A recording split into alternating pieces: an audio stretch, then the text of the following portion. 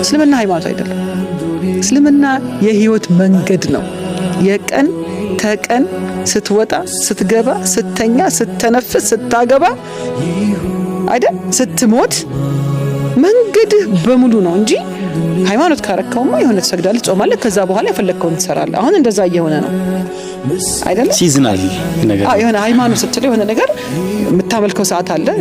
ለምሳሌ ረመዳን መጣ መለክ ወጣ በቃ ከዛ እንደፈለክ ነው። የለም እኛ እኮ አመቱን በሙሉ እኮ በረመዳን ስፕሪት ውስጥና በረመዳን ቲቃ ውስጥ እንድንኖር እኮ ተፈለገ ነው ረመዳን የመጣው እንጂ ልክ ረመዳን 30 ዕለት ሰላም አለይኩም ሂጃብ የለበሰችው ማንስታ ቁጭ አድርጋ ሁሉም ቦታን እንዲይዝ እኮ ወደ ነበርክበት እንድትመለስ እኮ አልነበር።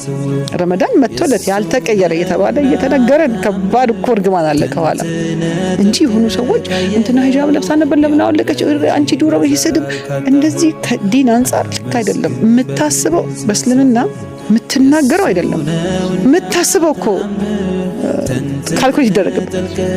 ለአንድ ሰው ወንጀል ሊሰራ አስቦ ሲተው እኮ አጅር የሚመዘግብበት ዲን እኮ ነው የኛ ዲን አይደል?